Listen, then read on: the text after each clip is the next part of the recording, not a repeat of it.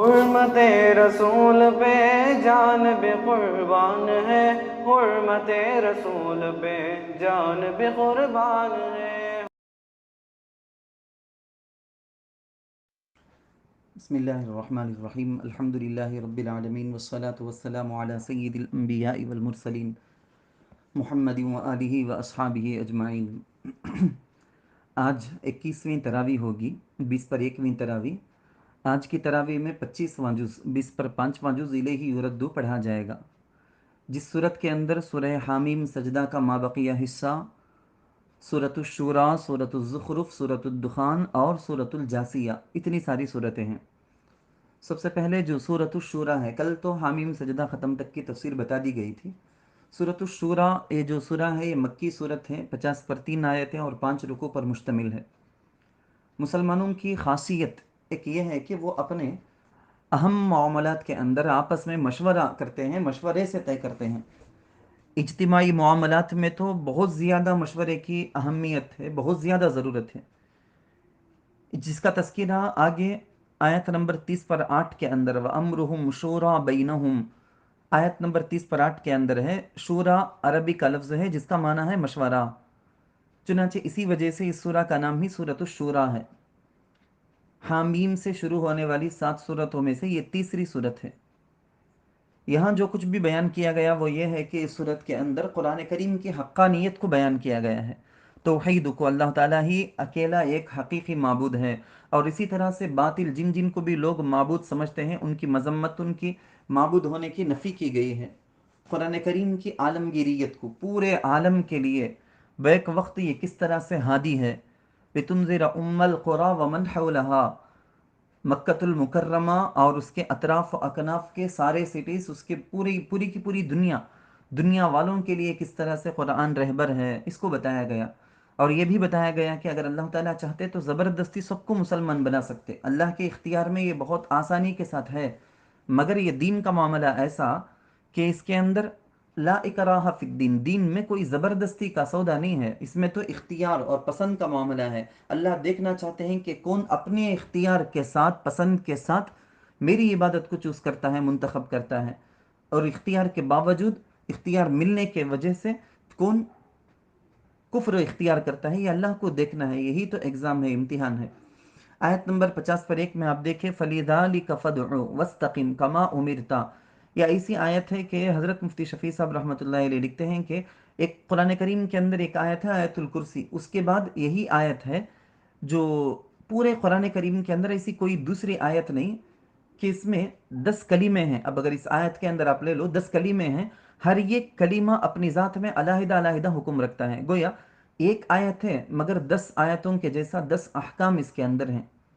کیا ہیں وہ؟ فَلِذَلِكَ فَادْعُوا، اسی وحی کی طرف اے نبی آپ بلائیے، استقیم کما امرتا، توحید، آخرت اور بے شمار جو چیزیں عقائد، بنیادی عقیدے کے تعلق ہے نا، ان ساری چیزوں کے بارے میں کہا گیا کہ ثابت قدم رہیے، جم جائیے۔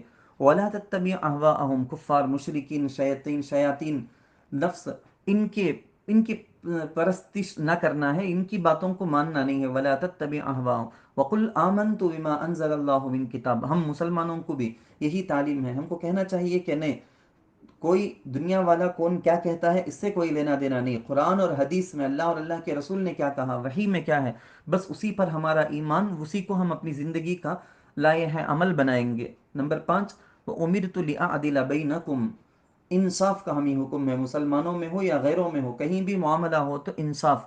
اللہ ربنا و ربکم، نمبر 6 ہے یہ اعلان کر کے کہہ دینا چاہیے کہ پروردگار اللہ ہی ہمارا بھی تمہارا بھی پروردگار ہے۔ نمبر 7 ہے لنا اعمالنا ولکم اعمالکم، ہمارے عمل ہمارے ساتھ، تمہارے عمل تمہارے لیے، کسی کو ایک کے عمل سے دوسرے کا نہ نفع ہے نہ نقصان ہے۔ نمبر 8 لا حجت بیننا و بینکم، مکۃ المکرمہ کے دور میں یہ کہہ دیا گیا کفار سے، اے نبی آپ اعلان کر کے بتا دیجئے کہ تمہارے ہمارے درمیان کوئی حجت نہیں، لیکن بعد میں جب جہاد کی آیتیں نازل ہو گئیں تو اس کے بعد اس کے اندر چینجز ہوئے۔ نمبر 9 اللہ یجمع بیننا، نمبر 9 یہ ہے، بلکہ ہم مسلمانوں کو بھی یہ ہمیشہ عقیدہ رکھنا چاہیے کہ قیامت میں اللہ اپنوں کو بھی غیروں کو بھی سب کو بھی جمع کرے گا۔ نمبر 10 و الیہ المصیر، لوٹ کر تو اسی کے پاس جانا ہے، سب کا انجام آخر میں اللہ ہی کے پاس جانا ہے، اس کو ہمیشہ زندگی بھر مسلمان یاد رکھ لے۔ آگے بڑھ کے دیکھتے ہیں، آیت نمبر 30 ہے وما اصابکم من مصیبت، یہ ایسی زبردست آیت ہے کہ حضرت حسن رحمۃ اللہ علیہ فرماتے ہیں کہ اللہ کے رسول صلی اللہ علیہ وسلم نے فرمایا جب سورۃ الشورى نازل ہوئی تو اللہ کے رسول نے قسم کھا کے، اس ذات کی قسم جس کے قبضے میں محمد کی جان ہے، یہ کہہ کے اللہ کے نبی نے ایک ارشاد فرمایا، صرف اس کا خلاصہ سنا دیتا ہوں میں۔ کسی مسلمان کو لکڑی سے خراش لگے، کسی کی رگ میں کچھ پھٹن ہو، رگ پھڑ کے قدم پھسل جائے، پیر پھسل جائے، گر گیا، بخار ہو، سردی ہو، سر درد ہو، ایسی کوئی بھی تکلیف ہوتی ہے نا کسی مسلمان کو، تو اس کے گناہوں کے سبب سے وہ ہوتا ہے، اور گناہوں کے لیے یہی تکلیف کفارہ بن جاتا ہے، اس تکلیف کی وجہ سے اس کے گناہ معاف ہو جاتے ہیں۔ اللہ تعالیٰ ایسا تو نہیں کہ سارے گناہوں کی سزا دیں، بلکہ اللہ تو بہت سے گناہوں کی سزا دیتے نہیں، معاف کر دیتے ہیں۔ بعض گناہوں کی سزا دیتے ہیں، وہ سزا بھی ایسی چھوٹی چھوٹی تکلیف سے مسلمان کے گناہوں کو اللہ معاف کر دیتے ہیں۔ یہ بڑی بڑی عظیم آیت ہے۔ حضرت حکیم الامت اشرف علی تھانوی رحمۃ اللہ علیہ لکھتے ہیں، جس طرح سے انسان کے کسی گناہ کی وجہ سے اس کو جسمانی اذیت ملتی ہے، کوئی طبیعت اس کی خراب ہو گئی، بیمار ہو گیا، اسی طرح سے گناہوں کے سبب سے باطنی امراض، دل کے اعتبار سے، اندرونی اعتبار سے کچھ بیماریاں، جیسا کہ حسد میں مبتلا ہونا، جلن میں مبتلا ہونا، غیبت میں، یا یہ کہیں کہ کینہ پالنا، اس طرح کے باطنی امراض بھی گناہوں کے سبب سے ہو سکتے ہیں۔ بہرحال معلوم یہ کر لیں کہ ہر قسم کے گناہوں سے توبہ کر لینا لازم، ورنہ اس کی نحوست قسم قسم کی چیزوں پر پڑے گی۔ علماء کرام نے لکھا ہے، گناہوں کی سزا ایک تو ہوتی ہے بعد میں ملنا، اور ایک ہوتی ہے نقد سزا۔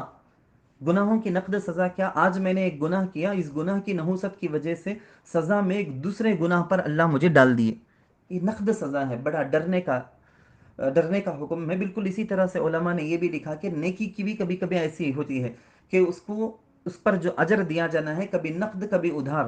نقد اجر کیا ہے کہ ایک نیکی کی وجہ سے اللہ تعالیٰ اس کی برکت سے دوسری نیکی کا اس کو ذریعہ بنا دیتے ہیں، اس کی توفیق مل جاتی ہے اس کو۔ آیت نمبر 30 پر 6 سے 40 تک بھی آپ دیکھیں، فما اوتیتم من شیء فمتاع الحیات الدنیا، ایمان والوں کی 8 نمایاں صفات اس کے اندر بیان کی گئی ہیں کہ وَعَلَىٰ رَبِّهِمْ يَتَوَكَّلُونَ، نمبر 1 یہ ہے کہ ہمیشہ اللہ پر کامل توکل بھروسہ ہوتا ہے۔ نمبر 2 وَالَّذِينَ يَجْتَنِبُونَ كَبَائِرَ الْإِثْمِ وَالْفَوَاحِشِ، ایمان والوں کی تو خاص صفت یہ ہے کہ وہ بڑے گناہوں سے بھی بچیں گے، اور بے حیائی کی چیزوں کے دیکھنے، سننے، کہنے سے بھی، اس کا ذریعہ بننے سے بھی وہ ہمیشہ بچیں گے۔ نمبر 3 وَإِذَا مَا غَضِبُوا هُمْ يَغْفِرُونَ، جب ان کو غصہ آتا ہے تو وہ معاف کر دیتے ہیں، بدلہ لینے کے تان اس میں آ کے وہ جانور اور حیوان نہیں بن جاتے۔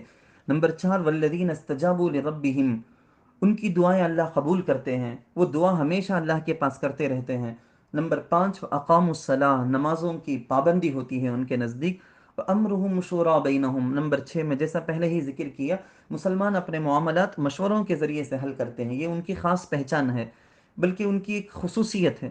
نمبر 7 وَمِمَّا رَزَقْنَاهُمْ يُنْفِقُونَ، اللہ کا دیا ہوا اللہ کے راستے میں وہ خرچ کرتے ہیں، اللہ کی رضا کو حاصل کرنے کے لیے۔ نمبر 8 وَالَّذِينَ إِذَا أَصَابَهُمُ الْبَغْيُ هُمْ يَنْتَصِرُونَ، جب ان پر ظلم ہوتا ہے تو وہ اللہ تعالیٰ سے مدد مانگتے ہیں۔ بہرحال آپ دیکھیں یہ جو 8 نمایاں خصوصیات ہیں، آج بھی اگر مسلمان اپنے اندر ان کو پیدا کر لیں تو ان کی اجتماعی زندگی بھی، انفرادی زندگی بھی، بلکہ ان کی معاشی زندگی میں بھی بڑا زبردست انقلاب آ جائے گا، ان کی کامیابی کے سامنے کوئی ٹک نہ پائے گا۔ آگے چلتے ہیں، آگے سورۃ الزخرف ہے، مکی صورت ہے، 80 پر 9 آیتیں، 7 رکوع پر مشتمل۔ اس کی آیت نمبر 30 پر 5 میں ایک آیت ہے وَزُخْرُفَا وَإِن كُلُّ ذَلِكَ لَمَّا مَتَاعُ الْحَيَاةِ الدُّنْيَا، وہ جو زخرف اس آیت کے اندر آیا ہے لفظ، جس کا معنی ہے زیب و زینت، سونے چاندی وغیرہ، ڈیکوریشن وغیرہ، تو اس کا تذکرہ ہونے کی وجہ سے سورت کا نام ہی رکھ دیا گیا سورۃ الزخرف۔ اصل موضوع وہی ہے مکی صورتوں کا کہ ایمان کے اصول کو بیان کیا گیا۔ حدیث میں ہے کہ ایک وقت آئے گا، اس فتنے کے دور میں لوگ، ایک آدمی دوسرے کو، مسلمان کو ہو یا غیر کو ہو، تبلیغ کرے گا، دین کی بات پہنچائے گا، اصلاح کی کوشش کرے گا، کچھ بھی فائدہ نہیں. اس وقت دلوں پہ اللہ مہر لگا دیں گے، کبھی کسی کو تبلیغ کی وجہ سے کوئی فائدہ اس وقت نہیں ہو سکے گا. لیکن ہمارے مشائخ، ہمارے بزرگان دین، ہمارے علماء فرماتے ہیں کہ ابھی وہ زمانہ نہیں آیا ہے. ابھی جس وقت آپ سن رہے ہیں نا تفسیر، یہ وہ زمانہ نہیں ہے ہمارے اس زمانے میں. چنانچہ ایسا وقت آنے سے پہلے پہلے ہم کو غنیمت جاننا چاہیے. غنیمت جان کر اپنے ہوں یا غیر ہوں، سب کو حق بات کی دعوت دینا، تبلیغ کرنا ہم پر لازم ہے. موقع کو غنیمت سمجھ کر اپنی ذمہ داری کو نبھانی چاہیے. آیت نمبر 9 سے آپ دیکھیں تو قدرت کے دلائل تفصیل کے ساتھ، وضاحت کے ساتھ بیان ہوئے. بڑے اختصار کے ساتھ میں کہتا جاتا ہوں. ذرا آگے بڑھ کر دیکھیں آیت نمبر 12، بلکہ آیت نمبر 12 سے 15 تک بھی دیکھیں تو اللہ تعالیٰ اپنی بڑی بڑی نعمتوں کا ذکر کرتے ہیں. کہ اللہ کہتے ہیں کہ سرکش جانور ہیں، نافہم ناسمجھ جانور ہیں، منہ نہیں سو جانور جو ہم کہتے ہیں نا، ایسے بڑے بڑے جانور، اونٹ ہو، ہاتھی ہو یا گھوڑے ہو، ایسے بڑے بڑے جانور. اور آج کے زمانے میں آپ دیکھیں بڑی سی بڑی بس ہے، کار ہے، لاری ہے، آٹو ہے، بلکہ ٹرین، فلائٹ ہیں. یہ ساری کتنی بڑی بڑی سواریاں، کیسی طاقتور. لیکن یہ سب انسان کی فرما برداری میں، انسان کے صرف اشاروں میں یہ چلتے ہیں. انسانوں کے ایک جگہ سے دوسری جگہ ان کو پہنچانے کے لیے، ان کے سامان کو نقل و حمل کے لیے، ان سب چیزوں میں یہ کام آتے ہیں. سبحان الذی سخر لنا ھذا وما كنا له مقرنین وَإِنَّا إِلَىٰ رَبِّنَا لَمُنْقَلِبُونَ. دو باتوں کی تعلیم دی گئی ہے. پہلا تو یہ ہے کہ جو ہمیں سفر کی دعا ہم پڑھتے ہیں نا، وہ یہی ہے، اسی آیت کے اندر وہ ہے. وہ مسلمان اور کفار کے درمیان یہی اسی چیز کے اندر فرق ہے، کیونکہ اللہ کی دی ہوئی ان نعمتوں کا استعمال تو مسلمان بھی کرتا ہے، کافر بھی. لیکن مسلمان اللہ کی اس نعمت پر شکر بجا لاتا ہے. تو مسلمانوں کو ہمیشہ یہ فرق کفار کے مقابلے میں اس فرق کے ساتھ رہنا چاہیے کہ ہر نعمت پر اللہ کا شکر کرنا چاہیے. اسی طرح سے یہاں یہ بھی ہم کو تعلیم دی گئی کہ اخروی سفر، وَإِنَّا إِلَىٰ رَبِّنَا لَمُنْقَلِبُونَ، ایک دن اللہ ہی کے پاس سب کو جانا ہے. تو اخروی سفر کا بھی خیال کرنا چاہیے. آخرت کے، دنیا کے سفر کی طرح آخرت میں بھی ایک سفر ہے، آخرت میں بھی ایک سواری کی ضرورت ہے. وہاں کے سفر کے لیے ایمان اور اعمال صالحہ لازم اور ضروری ہیں. تو ان کی تیاری بھی مسلمان کو بھرپور کر لینی چاہیے. چلیں آگے آیت نمبر 40 پر 6 سے 50 پر 6 تک بھی وہی حضرت موسیٰ علیہ السلام کا فرعون کے ساتھ کا جو قصہ ہے، اس کو وَلَقَدْ أَرْسَلْنَا مُوسَىٰ بِآيَاتِنَا، اس کو بیان کیا گیا. آیت نمبر 60 پر 7 میں دیکھیں، بڑی زبردست آیت ہے. الْأَخِلَّاءُ يَوْمَئِذٍ بَعْضُهُمْ لِبَعْضٍ عَدُوٌّ إِلَّا الْمُتَّقِينَ. یہاں بتایا گیا دو قسم کے. نمبر ایک، وہ جو دنیا کی وجہ سے، نفس و شیطان کی وجہ سے آپس میں دوستی یا دشمنی کرتے ہیں. نمبر دو، وہ جو اللہ کے لیے دوستی یا دشمنی کرتے ہیں آپس میں. جو لوگ دنیاوی اعتبار سے دوستانہ تعلق رکھے ہوئے ہیں، آخرت میں یہی دوستی دشمنی سے تبدیل ہو جائے گی. مگر آج یہ لوگ دنیا کی وجہ سے ایسی دوستی نبھا رہے ہیں کہ دین کی پرواہ نہیں، اللہ رسول کے احکام کی کوئی فکر نہیں، بلکہ حلال کو تک تو حرام کرنے لگے ہیں. لیکن آخرت میں یاد رکھیں یہ دوستی دشمنی سے بدلے گی. برخلاف اس کے وہ مخلص بندے، الا المتقین، جن کی دوستی بھی دشمنی بھی، جن کا آپس میں ملنا بیٹھنا، جدا ہونا جڑنا، سب کچھ اللہ کی وجہ سے ہوتا ہے، وہ عرش کے ارد گرد نور کے منبر میں ہوں گے. ان کے لباس اور ان کے چہرے سب منور ہوں گے. وہ نبی بھی نہیں ہوں گے، شہید بھی نہیں ہوں گے. ایک حدیث کا خلاصہ میں آپ کو سنا رہا ہوں اس کی تفسیر میں.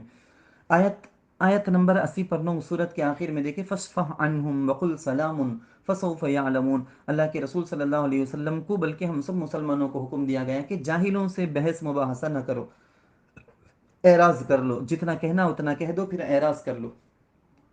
آگے ہے سورۃ الدخان. یہ بھی مکی سورت ہے، 50 پر 3 آیتیں، 3 رکوع پر مشتمل. مکۃ المکرمہ کے کفار کو ایک مرتبہ اللہ تعالیٰ نے بطور سزا کے شدید قحط سالی میں مبتلا کیا. چمڑے تک کھانے پر مجبور ہو گئے تھے وہ لوگ.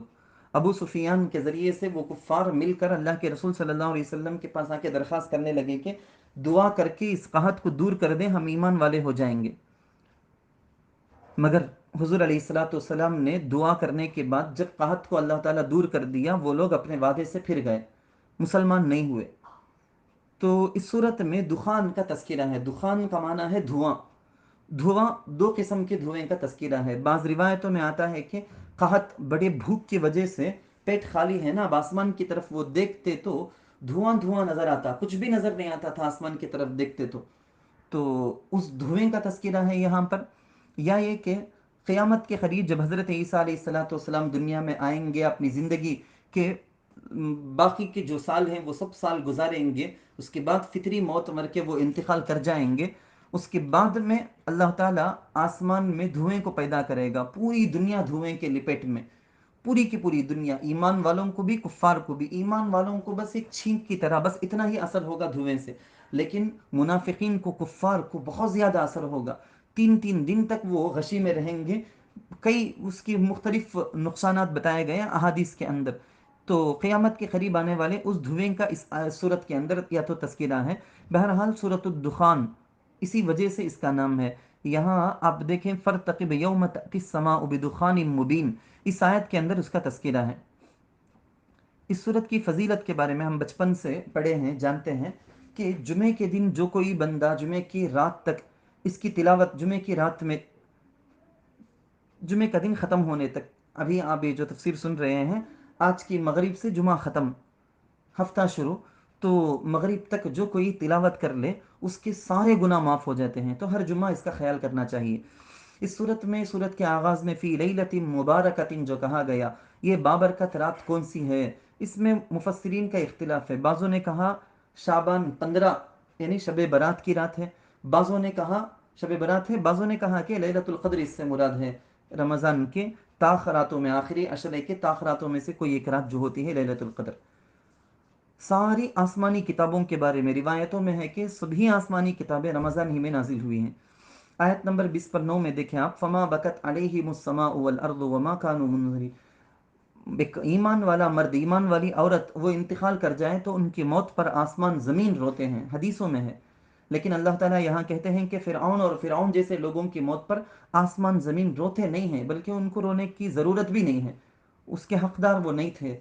آیت نمبر 40 پر 3 سے 50 تک بھی آپ دیکھیں، ان شجرۃ الزقوم طعام الاثیم کالمہل یغلی فی البطون، خطرناک ہے، اس کا ترجمہ آپ اٹھا کر دیکھ لیں بعد میں، تو ان شجرۃ الزقوم، جہنم کے ایک درخت، ایک جہنمی درخت زقوم کا تذکرہ ہے، جہنم کے عذاب کا تذکرہ ہے۔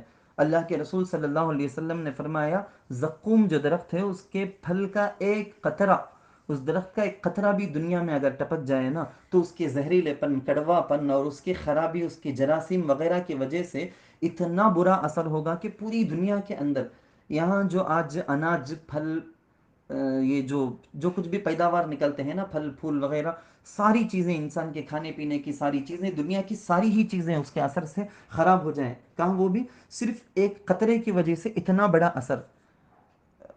جاپان میں امریکہ کے ذریعے سے ڈالے گئے ہیروشیما ناگاساکی وغیرہ کے آئٹم بم کا تذکرہ آج تک بھی دنیا کرتی ہے، اس کے نقصان دہ اثرات کا دنیا کرتی ہے تذکرہ، لیکن قرآن کریم نے بتایا کہ قیامت تک کے لیے ساری چیزیں گل سڑ کر ختم ہو جائیں، کچھ بھی اگانے کے لائق نہ زمین نہ درخت کچھ بھی نہ رہ جائے، ایسی خطرناک۔ اب ذرا سوچیں، ایک خطرے کا یہ اثر، تو جہنم میں جہنمی کو اس درخت کے پھل کو کھانا پڑے گا تو اس کا کیا حال ہوگا۔ چلیں آگے، آگے سورۃ الجاثیہ ہے، یہ بھی مکی صورت ہے، اس میں لکھے ہیں کہ 30 پر 7 آیتیں اور 4 رکوع ہیں اس کے۔ جاثیہ کا معنی ہے گھٹنوں کے بل بیٹھ جانا، جب انسان بڑا بے بس عاجز ہو جاتا ہے تو کھڑ نہیں سکتا، تو کسی کے سامنے گھٹنے ٹیک کر بیٹھ جاتا ہے، اپنی بے بسی کو ظاہر کرتا۔ قیامت جب قائم ہوگی تو اس دہشت کا جو حال ہوگا، اس دہشت کا جو عالم ہوگا، اس کی وجہ سے سارے لوگ گھٹنے کے بل بیٹھ جائیں گے، اسی کا تذکرہ، قیامت کے وہ خطرناک حال کا تذکرہ اس صورت میں ہے، اسی لیے اس کا نام ہے سورۃ الجاثیہ۔ اس صورت کے 20 پر 8 نمبر آیت میں اس کا تذکرہ ہے، ثم جعلناک علی شریعۃ من الامر، یہ ہے آیت نمبر 18۔ تو اس میں مفتیان کرام نے لکھا ہے کہ احکام 2 طرح کے ہوتے ہیں، ایک اصولی، ایک فروعی۔ اصولی احکام کیا؟ اللہ ایک، رسول پر ایمان، آخرت پر ایمان، قیامت پر ایمان، مرنے کے بعد زندہ ہونا، جنت جہنم، یہ سارے نبیوں کی شریعتوں کے اندر ایک ہی حکم تھے، اس میں کوئی تبدیلی نہیں ہے۔ لیکن دوسرے قسم ہے فروعی احکام، جن کو دین کا طریقہ، ثم جعلناک علی شریعۃ من الامر فاتبعها ولا تتبع، اس میں یہی بتایا گیا ہے۔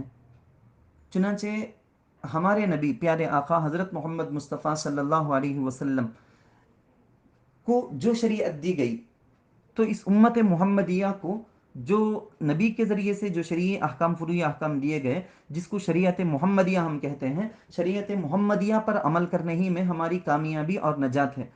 اب نبی کے مبعوث ہونے کے بعد، شریعت محمدیہ کے ملنے کے بعد، کوئی یہودی ہو یا نصرانی ہو، کوئی منافق مجوسی ہو، کچھ کسی بھی مذہب سے وہ تعلق رکھنے والا ہو، سب انسانوں کی نجات شریعت محمدیہ پر ہے۔ نبی کے بعد کوئی بھی انسان بدبخت آ کے یہ کہے کہ میں بھی نبی ہوں، میرے احکام پر عمل کرو، تو وہ بدبخت ہی ہے، لعنت کا سزاوار ہے وہ، جیسا کہ مرزا غلام محمد قادیانی وغیرہ ہیں۔ تو معلوم یہ ہوا کہ قیامت تک بھی شریعت محمدیہ ہی میں کامیابی ہے، کامیابی کی ضمانت یہی ہے۔ ما قبل نبی کی بنی اسرائیل کی شریعت اور ان کے لوگوں کے احکام وغیرہ کا تذکرہ تو جگہ جگہ حدیثوں میں آیا ہے نا، تو وہ ہمارے لیے فالو کرنے کے قابل نہیں ہیں کیا؟ اس سوال کا جواب یہ ہے کہ ہمارے سے پہلے جو امت ہیں اور نبی ہیں، ان کی شریعتیں ہمارے لیے کب حجت یا دلیل یا شریعت بن سکتی ہیں؟ یا تو قرآن حدیث میں اس کا صاف ذکر کر کے اس کی اتباع کے لیے کہا گیا ہو کہ تمہارے لیے بھی یہی حکم ہے، یا ان کا تذکرہ کر کے سکوت اختیار کیا گیا ہو، نکیر نہ ہو، تو تب ما قبل نبیوں کی شریعت ہمارے لیے بھی شریعت ہو سکتی ہے۔ بہرحال بہت تفصیلی بحث ہے، مختصر اس کا یہی ہے، ہر زمانے کے کفار، میں یہ سورہ ختم کر دیتا ہوں، تفسیر آج کی ختم کرتے ہیں اسی تفسیر کے ذریعے سے۔ اس زمانے کی یا اس زمانے کے، ہر زمانے کے کفار کے کفر میں مبتلا ہونے کی بنیادی وجہ آپ دیکھیں تو ان کے مینٹالٹی میں، ان کے ذہن میں یہ آ جاتا ہے کہ یہی دنیا، دنیا کی زندگی سب کچھ ہے۔ یہ سمجھ جب آ جائے تو پھر وہ کفر ہی اختیار کرتے ہیں۔ ایمان والے اور کفار میں فرق ہی یہی ہے نا، جب ایمان والا اس نظریے کو چھوڑ کر یہ نظریہ اپناتا ہے کہ دنیا کی زندگی سب کچھ نہیں، اس دنیا کی زندگی کے بعد ہمیشہ ہمیشہ کی جو زندگی آنے والی ہے، آخرت کی زندگی، وہی زندگی اصل ہے، یہیں سے مسلمانوں میں اور کفار میں فرق ہوتا ہے۔ اسی وجہ سے مسلمانوں کو کامیابی اور نجات ملتی ہے۔ اللہ تعالیٰ اس ہدایت کے راستے پر مرتے دم تک ہم کو ثابت قدم رکھے، اور ہدایت کا، دوسروں کی ہدایت کا ہم کو اللہ تعالیٰ ذریعہ بنائے، آمین۔